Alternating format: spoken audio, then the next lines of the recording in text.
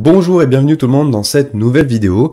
Aujourd'hui, on va parler du coup, vous devez le voir ici, là, au-dessus, de Recraft. Alors Recraft, qu'est-ce que c'est? C'est marqué juste en dessous, AI for Designers. Donc, c'est une IA qui permet de générer des images, mais surtout, vous allez voir de générer des frames et de les inclure en fait dans, d'intégrer des images dans des frames et donc de rajouter du texte. Et c'est une des IA qui permet de mettre le plus de texte sur une image. En fait, vous allez voir, je vais vous montrer ça tout de suite. Et je tenais à vous remercier pour l'accueil de la dernière vidéo qui a fait plus de 800 vues, qui a été vraiment partagée. On a pris pas mal d'abonnés, enfin pas mal à mon niveau, à mon échelle, mais pas mal d'abonnés sur cette dernière vidéo. Donc merci beaucoup pour cet accueil. Et je vais vous le dire du coup pour cette vidéo-là dès le départ. On va faire du call to action. Il y a quand même beaucoup de gens du coup qui ont regardé la vidéo qui n'étaient pas abonnés, donc n'hésitez pas à vous abonner si le contenu vous plaît et à mettre un petit pouce en l'air. Pareil si le contenu vous plaît. Allez, on enchaîne sur notre IA. Donc Recraft, on va regarder un petit peu la page d'accueil et ensuite j'ai quelques projets que j'ai créés qu'on va pouvoir regarder ensemble et je vais vous expliquer du coup ce que j'ai pu faire et les limites de cette IA et surtout les points forts qu'elle a. Alors du coup, serious work, fun creative process. Donc voilà, c'est un boulot sérieux, mais on s'amuse en le faisant. Vous allez voir, c'est bien fait, mais est-ce qu'on se marre? Bon, on n'est pas là non plus quoi. Donc il y a différents styles de création d'images, photoréalisme, vector art, art flash, illustration, plastique. Vous verrez ça tout à l'heure de toute façon quand on va les créer. Voilà par contre qui est très intéressant, cette partie-là. Qu'est-ce que peut faire Recraft? Générer des images avec leur propre modèle, donc ça vous allez voir. Il a des points forts comme des gros points faibles. Modifier une zone, générer des logos, faire des mock-ups, donc mettre sur des produits, des marques, des trucs, etc.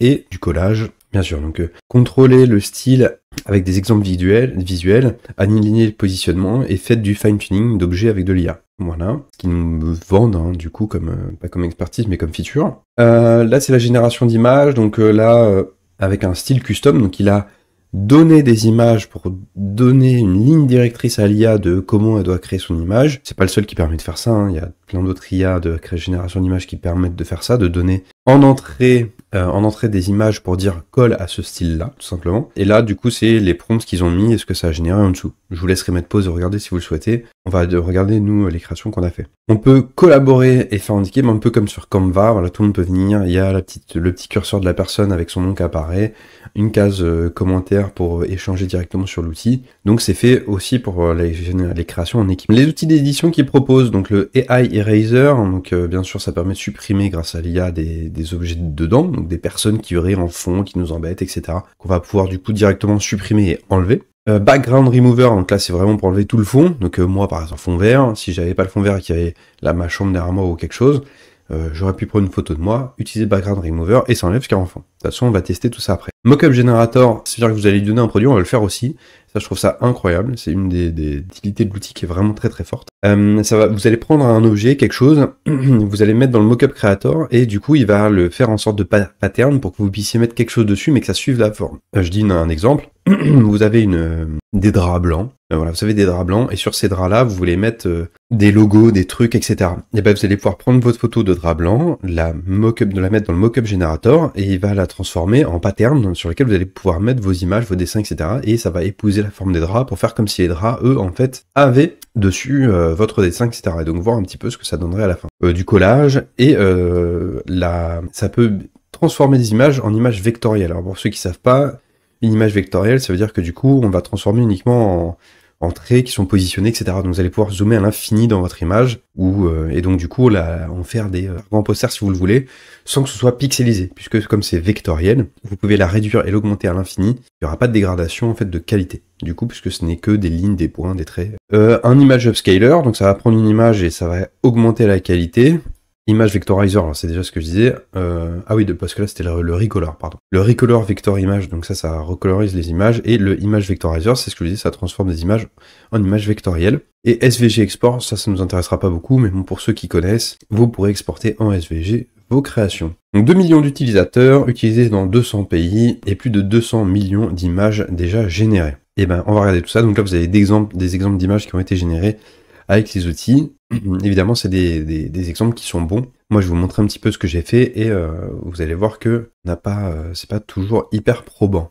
En tout cas, sur la génération d'images, les outils restent très intéressants quand même. C'est pour ça que je vous présente, du coup, aujourd'hui, notre petit ami Recraft. Alors, oui, il y a quelque chose de bizarre ici. Ne vous inquiétez pas, c'est normal, on va y venir, je vais vous expliquer tout ça et pourquoi j'ai fait ça. Alors, ils ont fait plusieurs projets qui nous expliquent comment ça marche. Et ça, c'est franchement top. Ça va me permettre de vous montrer un petit peu ça. Et sans avoir utilisé de crédit ou quoi, on va juste pouvoir regarder. Donc, du coup, ce qui nous intéressait ici. Donc, Enhance Raster Images with AI. Donc là, ça, c'est ce qu'on disait, c'est l'image upscaler. Donc, pour le coup, l'image upscaler, qu'est-ce qu'il va faire? On drague une image, qu'on met, soit on va la chercher avec l'outil.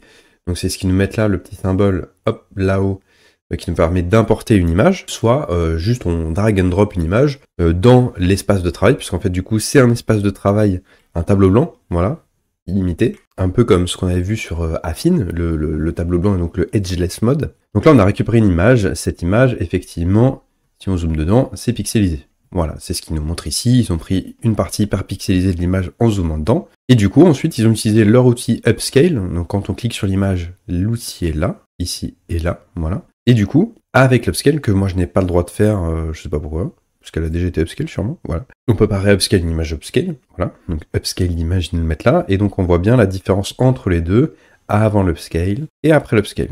Beaucoup plus de détails, beaucoup plus propre, même si on voit bien que là ça fait un truc un peu bizarre. Ça reste de l'IA qui a tenté de générer quelque chose qu'elle pensait comprendre. Il n'empêche que sur une petite image comme ça, si on l'upscale et qu'ensuite on dézoome un peu, franchement, ça donne quelque chose de super propre. Donc ça c'est upscale d'image et image with enhanced AI, enhanced detail, où là pour le coup c'est quand même super propre, mais on peut voir que l'IA du coup prend un petit peu de largesse. C'était tout bête, mais la couleur de l'œil a changé, elle est devenue bleue, et la petite boule ici là, elle s'est transformée un peu en myrtille là. Et elle est surtout, elle n'est plus du tout comme une antenne, elle est ronde, là où au départ, nous, c'était plutôt ovale. Donc, perfectible, mais quand même vraiment super intéressant. Donc là, ils le mettent, hein, le Enhanced Detail Paid Feature. On le voit, il est là. Moi, j'ai pas le droit de l'utiliser, parce que je ne paye pas pour Recraft. Et après, bien sûr, on peut exporter dans le format qu'on souhaite, c'est ce qu'ils nous mettent là. Et ça, c'est pas mal du tout. Donc ça, c'était la première chose. On va pouvoir retourner à nos projets. Et ensuite, nous avons le How to Erase Era.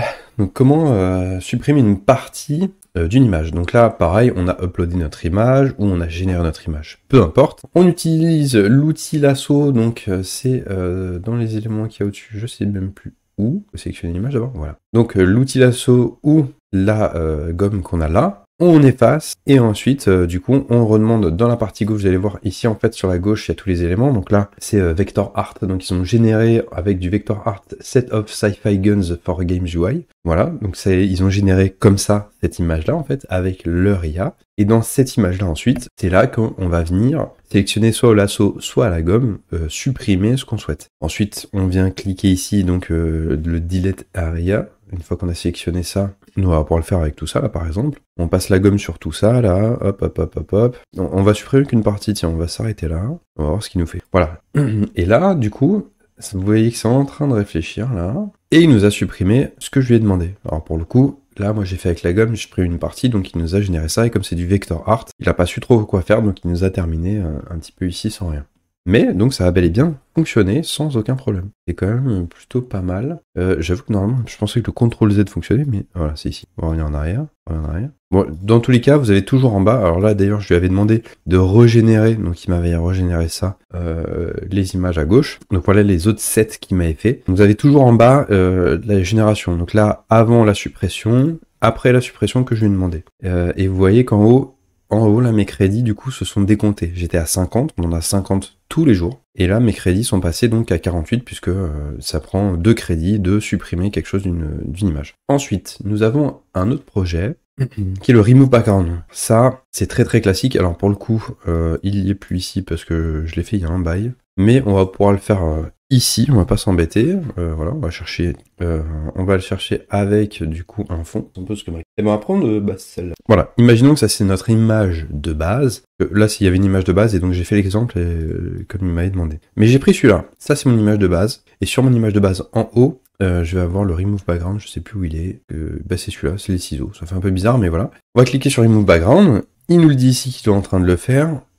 Je vais mes crédits qui vont évidemment bouger parce que je suis à 48, ils vont descendre. Et voilà, il m'a bel et bien enlevé le background sans aucun problème. Et voilà mon image avec du coup aucun fond que je vais pouvoir soit exporter, soit mettre du coup sur une autre image, et faire un petit peu ce que je veux. Donc celui-là était rapide, assez simple. De toute façon, le Remove Background, c'est un outil très classique qui est utilisé très régulièrement. Ensuite, je vous avais parlé donc de la Vector Generation, et là, ils vont nous expliquer un petit peu tout ça. Donc là, click New Image in the toolbar, et voilà, on va click on the canvas and drag to set your image shape. Donc là, ils nous disent qu'en gros, on crée un shape. C'est cette zone-là. En gros, quand vous cliquez sur une image ou quelque chose comme ça, il va vous donner, vous allez pouvoir créer un shape, c'est ce que je viens de faire là pour l'image. Et si on le fait pour un canvas, après ça va faire autre chose. Là, c'est une frame, etc., etc. Vous allez pouvoir en fait à chaque fois générer une zone de travail, on va dire, en fonction de ce que vous souhaitez faire. Donc là, ils disent Open the Style Panel.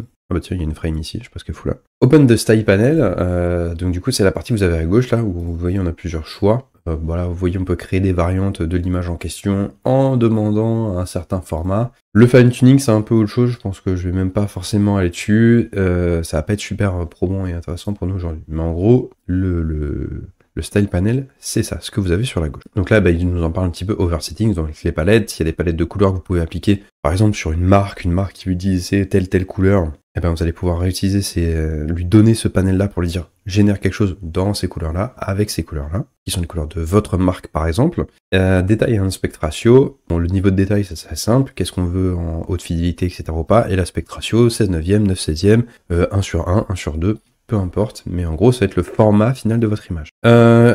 Ensuite, faites votre prompt ici, à gauche, moi c'est tout ce qu'ils nous disent, décrivez ce que vous souhaitez. Les couleurs palettes juste en bas, donc ce qu'on veut, donc là c'est ce qu'ils ont mis, ils ont demandé ces couleurs-là. Ils ont demandé le prompt, c'était cute, long-haired white cat with glasses reading a book, donc un chat avec les poils longs, mignon, et qui a des lunettes et qui est en train de lire un livre. Et voilà ce que ça a généré. Ça a généré ces deux exemples-là, ces deux images-là. Et donc voilà ce qu'il nous fournit comme exemple. Le deuxième, il n'a pas vraiment les long-haired. Le premier, par contre, oui. Donc c'est bien les couleurs qu'ils ont demandé qui sont respectées, et le prompt a été respecté, et ça a donné quelque chose. Puis ils ont demandé en vector art, et donc vous voyez, en vector art, c'est ça. Hein. Là, c'est pixelisé, mais plus je zoome, plus il n'y a pas de problème, ça reste, ça, vu que c'est vectoriel, ça génère à chaque fois, et donc du coup, c'est jamais pixelisé. Ça fait toujours quelque chose de propre. Donc c'est ça le vector art. Voilà.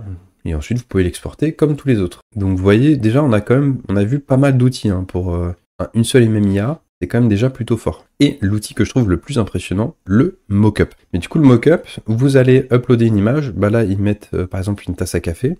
C'est un très bon exemple. Et du coup, cette tasse à café, elle va être mise, vous allez cliquer sur, alors là c'est déjà un mockup, mais on va faire l'exemple après de toute façon. Vous allez pouvoir transformer une image, comme je vous disais, en mockup. C'est ce qu'ils nous mettent un peu là. Donc là, ils ont sélectionné une zone, ils ont demandé de faire un mockup, mais vous pouvez faire l'image entière. Et ensuite, vous pouvez drag une image, donc quelque chose d'autre que vous avez récupéré, un logo, une image, peu importe, et vous allez pouvoir la mettre sur ce que vous souhaitez. Là, ici en l'occurrence, donc c'est sur le t-shirt, et vous voyez que l'image, elle fit un peu au t-shirt. On voit encore un peu les plis, on voit que là l'image est déformée pour suivre la forme vide. Alors c'est pas parfait, franchement j'en ai vu des meilleurs, mais ça donne quelque chose quand même d'assez probant, et surtout, derrière, vous pouvez à nouveau du coup l'exporter. Ensuite, là c'est les projets que moi j'ai créés pour vous montrer 2-3 petites choses. Donc là, pourquoi j'ai fait ce projet-là? Ça, c'est des projets de génération d'images où j'ai demandé des choses. Si vous essayez de demander, par exemple, ces deux images à l'IA que je vous ai montré la dernière fois, Mistral, donc Pixtral large, vous ne pourrez pas. Il va vous dire qu'il peut pas générer de Mickey. Voilà, il peut pas générer de Mickey, il peut pas générer de Kim Jong-un et Barack Obama. Il se serre la main, c'est pas possible. Grok va pouvoir le faire, mais Midjourney va pas le faire. Plein ne le feront pas. Ideogram, je crois pas qu'il le fera non plus. Vous avez des barrières. Recraft, il le fait. Voilà. Recraft, pas de souci. Vous lui demandez Mickey avec une AK-47, il s'en charge. Et vous lui demandez Barack Obama qui est en train de serrer la main à Kim Jong-un, il n'y a pas de problème, il le fait. Bon, voilà aussi ce que je voulais vous montrer. On va avoir d'autres exemples très probants par la suite. En termes de génération de visages d'humains, c'est quand même pas super propre. Barack Obama et Kim Jong, ils se ressemblent un peu. Il y a un air, mais on voit bien que c'est pas eux. Il y a un problème au niveau de la bouche et des dents. Voilà, le mec a des dents gigantesques, c'est quand même assez hallucinant. J'avais vu aussi, je crois, au niveau du visage. Ouais, bon, là, c'est un peu bizarre en dessous de l'oreille, mais on voit bien qu'il y a quelque chose qui va pas quand même sur le visage, là aussi. Les yeux, là, un peu foutus, et les dents, là, bon, elles ressemblent un peu à rien. Donc, voilà. Au niveau de génération réaliste des personnes, c'est pas terrible. Même il y a plusieurs modes ici de génération d'images, même avec photoréalisme, si on en demande plusieurs, c'est quand même pas incroyable. Des close-up d'un visage d'une personne, ça va le faire, mais une scène avec plusieurs personnes, vous allez voir, ça le fait pas du tout. Donc il y a tout un tas de styles, on va pas tous les passer en revue. Je descends là et je vous laisserai faire pause si vous souhaitez regarder, mais donc du coup, vous pouvez guider l'IA dans la génération d'images en lui donnant un de ces styles-là, et donc du coup, le prompt que vous allez faire sera la demande que vous faites dans le prompt, accompagné du style que vous aurez sélectionné évidemment. Il y a le Recraft V3, le V3 RAW, le V3 normal, hein, qui est celui de base, en plus ils ont pris un petit panda rouge, je trouve ça trop mignon, qui lui est donc le de base, ça veut dire que vous allez demander, et il n'y a pas de style particulier appliqué. Donc là, c'était pour vous montrer un petit peu la génération d'images, et surtout, elle n'est pas forcément limitée comme les autres, elle est un peu moins limitée que les autres si vous souhaitez faire des trucs un peu border en termes de marque, etc. Eux, il n'y a pas de souci, ils y vont. Je fais un petit remove background pour vous montrer ce que ça peut donner. Justement, si vous avez généré un logo, imaginons que mon petit Mickey avec une AK, c'est mon logo. Et ben voilà, il m'a remove le fond, et donc ça, c'est super. D'ailleurs, je vais garder, je pense, cette image-là. Je sais même pas si on peut la mettre dans un autre projet. Je suis pas sûr. On va changer de projet. Je vais sauter tout de suite à celui-là. L'autre, c'est des générations d'images, on reviendra dessus. Mais là, ce qui va m'intéresser, c'est le mock-up. Non, on peut pas coller d'un projet à l'autre. Alors, ici, du coup, ce que j'ai fait, c'est que j'ai pris une image que j'ai déjà transformé en mock-up, mais on va faire un autre mock-up. Enfin, j'ai pris 2 images que j'ai transformées en mock-up, et j'ai un petit logo ici, voilà, d'un petit, je trouve c'est marrant, un petit voleur avec un masque qui a été généré aussi hein, sur Recraft. Et du coup, je l'ai mis, alors c'est un peu pixelisé, mais quand on zoome et si on génère et si on sauvegarde, c'est pas pixelisé, hein, c'est bien fait. Mais donc du coup, que j'ai mis sur un petit t-shirt ici, et donc vous allez voir qu'on peut déplacer et mettre un peu partout. Vous voyez, il suit un petit peu, là, voilà, par exemple, quand on voit, si on va le mettre sur l'épaule, on voit qu'il disparaît à moitié, et qu'il a bien compris que derrière, après, c'est plus le même truc. Et après, je peux le mettre sur le mur derrière, sur la barre. Et vous voyez, sur l'escalier, là, on voit bien qu'il a bien compris que c'est un escalier, que ici, on voit, et ici, par contre, bah, on ne voit pas trop parce que c'est une surface plane par rapport à notre champ de vision. On peut lui mettre aussi, bien sûr, en tatouage, en truc. Vous voyez, ça suit, en fait, les formes, c'est ça que ça fait. C'est que ça fait une espèce de map 3D de l'image, ça comprend un petit peu les formes. Donc le fond, ce qui est en fond, ce qui est pas en fond, les formes, etc. Et c'est ça qui permet de mock-up, et donc vous voyez, on voit, ça suit les formes du t-shirt. Et donc on peut se mettre un petit logo comme ça. On peut aussi le faire du coup, donc c'était le but d'ici, vous voyez, donc on sélectionne, voilà, il est un peu gros, je vais le redire, mais donc du coup vous prenez votre image, vous mettez dessus, et voilà, vous avez votre petite gourde avec votre logo dessus, ou sur du coup les cailloux derrière. Bon, ça se fait un peu bizarre parce qu'ils sont floutés et mon image elle est hyper nette, mais sur ma gourde, ça marche très très bien. Ce qui est pas mal, c'est que du coup, si vous voulez avoir des exemples, vous pouvez les chercher à droite là. Donc bah là, on va prendre le Cup of Tea, par exemple. Tout ça, c'est des ressources auxquelles vous avez accès. Bah tiens, celui-là il est pas mal. Celui-là il est pas mal. Donc là, imaginons, c'est une photo pour ma marque de thé matcha là que je voudrais faire. Et ben, je vais venir ici, je vais prendre Convert to Mockup. En attendant, ici, je vais chercher un logo tea. On va voir. On va peut-être trouver des logos de thé. Il y en a d'ailleurs. Parfait. Panda Tea, magnifique, merveilleux. On va prendre Panda Tea. Pareil, on va remove le background. Et ensuite, on va pouvoir le mettre. Vous allez voir très très simplement sur notre espèce de tasse là. Pas une tasse, mais hop, on met là et on vient là. Alors du coup, je trouve que c'est pas parfait, mais vous voyez le principe. Et ce que ça donne, je vais pouvoir le faire un petit peu plus petit. Bon, on voit bien que ça a été généré et que du coup, c'est pas propre et ce serait clairement mieux fait par quelqu'un dont c'est le métier. Mais pour avoir une idée rapidement de votre marque et de ce que ça pourrait donner, donc là, ben, on a notre petite gourde avec notre voleur, le voleur qui est ici, et là, notre marque de thé Panda Tea qui se retrouve sur, et bien, imaginons des t-shirts. On va le récupérer, là, notre panda, et on va le mettre sur le t-shirt, là. Voilà, Panda Tea, superbe t-shirt, superbe marque de t-shirt. Et ça le fait tout de suite. Je trouve que c'est vraiment un outil hyper fort, en tout cas, sur la partie mock-up. Si vous voulez donc créer des marques, regardez un petit peu ce que ça pourrait donner très rapidement, très rapidement, et avec une qualité qui est quand même assez propre, je trouve que c'est vraiment le bon outil. On va aller voir ensuite donc les hautes générations d'images que j'ai faites, avec un petit truc rigolo en ce moment qui est quand vous générez une image, vous avez ici le Christmas Size. D'ailleurs j'ai mis Christmas Rise là ici, mais c'est Christmas Size. Donc un petit prompt que j'aime bien faire, assez régulier, qui est un charroux dans la neige. Donc voilà ce qu'il m'a généré. Il m'a généré 2 images, donc je trouve ça franchement quand même assez propre. Pas mal du tout. Voilà les 2 propositions qu'il m'a faites et qui honnêtement me plaisent vraiment bien. Cette image-là, enfin ces 2 images-là, on va s'en servir immédiatement. C'est pour ça que je suis venu ici après. Et là donc j'ai fait pareil un charroux dans la neige avec par contre Christmas Size. Et pour le coup, il a complètement zappé le roux. Mais j'ai bien un chat dans la neige avec en plus la partie It's Christmas time, you know. Voilà. Et ici, donc là justement, j'ai pris Photoreal, ce dont je vous avais parlé, et c'est là où je vous ai dit c'est quand même pas super probant, et c'est là où j'utiliserai pas cette IA pour générer des personnes, mais plutôt clairement Mistral ou d'autres, ou Midjourney, mais idéogramme, mais tout Recraft, parce qu'il est pas bon pour les personnes, vraiment pas bon. Regardez là, ok la personne elle a la moitié tournée, mais clairement on voit que le visage, il y a un problème. Les mains aussi, c'est un peu foiré. Celui-là, ça va encore à peu près. Et ça, c'était en Photoreal. Et là, je l'ai fait de base, en RAW, avec, vous voyez mon prompt qui est là, donc une personne âgée lisant le journal sur une terrasse de café parisien. Et là, pareil, les mains, enfin, on voit que ça va pas. On voit aussi que le journal, c'est complètement bancal. Là, les mains se mixent avec le journal. La tête de la madame, la pauvre, hein, c'est pas top. Et je vais vous en montrer d'autres après. De toute façon, vous allez voir que vraiment, il a du mal avec les humains. Donc je ne vous conseillerais pas ça pour générer des humains, tout simplement. Ensuite, ce qu'on va faire, c'est qu'on va prendre cette image-là, on va la décaler un peu, et du coup, on va se créer une frame. Et c'est là où je pense que beaucoup de personnes vont vouloir utiliser Recraft. C'est là que Recraft est très très fort, du coup. Hop, on va décaler un petit peu cette image, on va la centrer. Parce que ce qu'on va faire, c'est qu'on va mettre du texte, et on va lui dire... Moi, je vais écrire Joyeux Noël à l'arrache, et sans le tréma, parce que relou à faire sur le clavier que j'ai, qui est pas un vrai clavier. Pas un vrai clavier, qui a un clavier, mais un clavier pas très pratique. Un clavier qui se plie et qui est plutôt pour de la mobilité que de la sédentarité. Donc là, j'ai du coup, dans une frame, donc dans une zone de travail, on va dire, du texte, ok, Joyeux Noël, et une image qui est mon image là de mon chat en Christmas size. Rajouté dans mon texte là, pour une exclamation quand même, Joyeux Noël quoi. Voilà, je le centre, et là du coup ce que je vais faire c'est que quand je prends ma frame, je vais lui donner aucun prompt, mais je pourrais lui donner un prompt et lui dire vas-y, fais ça plutôt de telle ou telle manière, ou aussi voilà, laisser dans une forme spécifique, par exemple pour des fonds d'écran, voilà, en 9/16. Allez, on va faire ça.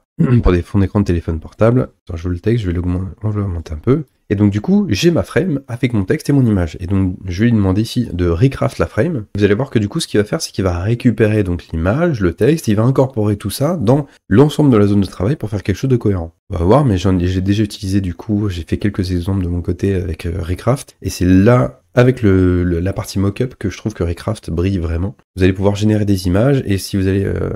ouais, bon, la partie au-dessus, on voit une vraie section. Mais quand même, il nous a rajouté le petit Joyeux Noël.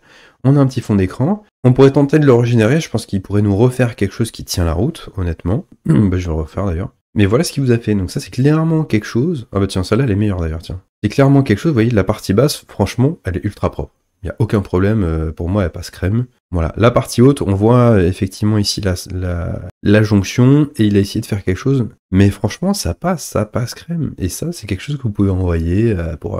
Ah bah voilà, ça là, elle est belle. Bon, le sapin, il est minuscule, c'est un peu dommage. Donc on pourrait au pire virer le sapin, mais pareil, avec l'IA dans Recraft. Et là, vraiment, on a quelque chose de pas mal. Alors ok, il y a l'espèce de trait ici, mais du coup, c'est une espèce de nuage dans le ciel. Je trouve ça le fait. Franchement, ça passe, et ça passe crème, quoi. Par contre, il m'a rajouté des accents, du coup.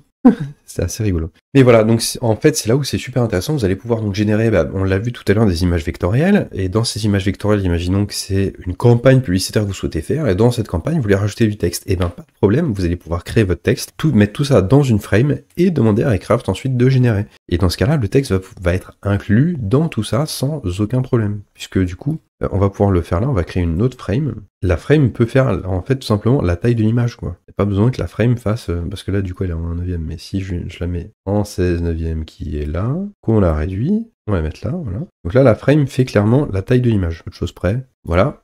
Et je vais pouvoir reprendre mon texte, remettre, on va juste mettre Noël, on va mettre Noël ici, je récupère ma frame, et je recraft ma frame. Donc là, imaginez, c'est votre pub, alors je crois qu'il m'a pas mis l'image dedans, du coup. Il n'y a que Noël, là, j'ai l'impression. L'image était dessous et pas dans la frame, j'ai bien l'impression.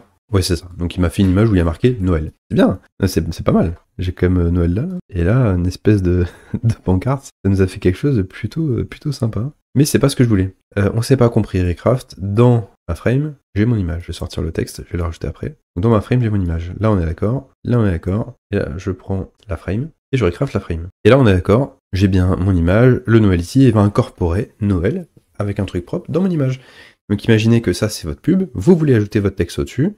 Vous tapez votre texte et vous faites demander à Recraft de recraft la frame. Et du coup, il va l'incorporer de façon logique et cohérente dans votre image et dans votre pub, par exemple. On va attendre d'avoir le résultat, mais voilà. Je l'ai fait un petit peu psy, mais vous voyez, donc on a une police de caractères qui correspond quand même exactement à ce qu'on attendait. Il m'a bien rajouté mon petit Noël ici. Et voilà, donc il faut vraiment voir le potentiel là-dessus sur des pubs, sur des miniatures, sur plein de choses. Super fort et super pratique. Un des très gros points forts du coup de Recraft. Ensuite, dernière chose, vous avez ici sur la gauche les images sets, parce que image on l'a vu, frame on l'a vu, mockup on l'a vu. Et là on a les images sets. Image set, ça va vous faire ce pattern là. Et vous voyez sur la gauche, vous allez pouvoir donner des prompts pour plusieurs images, 6 d'un coup. L'intérêt est lequel? C'est justement si vous voulez faire une campagne de pub, vous allez demander des prompts, mais qui vont avoir tous le même style. Vector art, illustration, line and file, etc. En fait, c'est juste, ils ont tous le même style, et vous allez pouvoir tous les mettre dans ce même prompt, c'est pour garder une cohérence. Alors moi, l'image set que j'ai fait, il est un peu bizarre, on pourrait dire, mais c'est parce que j'avais pour idée de potentiellement faire une vidéo sur d'autres chaînes, d'histoire, voilà, et donc de refaire un petit peu, vu que la série de Jeffrey Dahmer avait beaucoup parlé, donc des images. J'imaginais un peu comme les threads Reddit, encore une fois, de Squeezie. On essaie d'imager ça. Et donc, si on avait fait un thread Reddit sur l'histoire de Jeffrey Dahmer, quelles images on aurait pu utiliser pour ensuite, dans Runway, Ailio ou autres, les mettre en mouvement et avoir quelque chose de crédible dans une histoire qu'on raconte. Donc là, tout est autour un petit peu, parce que j'ai mis 1970, mais je suis même pas sûr que c'était la bonne date. Mais donc voilà, le premier, c'est quand même des enfants qui jouent dans une rue en 1970, et alors là, je vous laisse voir la tête des enfants. Qu'est-ce que ça a généré? Ça va pas du tout. Les mains, les bras, les visages, les jambes, rien ne va. C'est pour ça que je vous conseillerais du coup de faire de la génération d'images vraiment sur autre chose que Recraft. En tout cas, si vous voulez faire du photoréalisme, pour tout ce qui est logo, tout ce qui est pas photoréalisme, il n'y a pas de problème, vous pouvez y aller, mais clairement le photoréalisme, on n'y est pas du tout. Sauf là, de dos, avec des cheveux, ça va, pas de problème. Là, l'arbre, ça va, mais là, ici, encore une fois, je lui ai demandé une salle d'entraînement dans une prison, c'est une catastrophe au niveau des humains, quoi. C'est la cata. Sinon, le reste, vous voyez qu'au niveau des objets, etc., ça tient quand même la route. Voilà, je pense avoir fait le tour de tous les outils qu'il y a sur Recraft, ce qui est quand même franchement pas mal du tout, parce que vous avez vu que c'est quand même vraiment balèze, qu'on peut aller assez loin et faire beaucoup de choses. La seule limite, c'est plutôt vraiment donc la génération, comme on vient de le voir, d'images d'humains, et qui soient propres, surtout quand il y en a plusieurs dans une scène. Mais sinon, franchement, très propre Recraft en tant qu'IA pour travailler sur tout un tas de concepts. Donc je vous le conseille vraiment. Bon, on va s'arrêter là. Je vous remercie en tout cas d'être arrivé jusqu'au bout, parce que c'est quand même une vidéo relativement longue du coup, je pensais pas.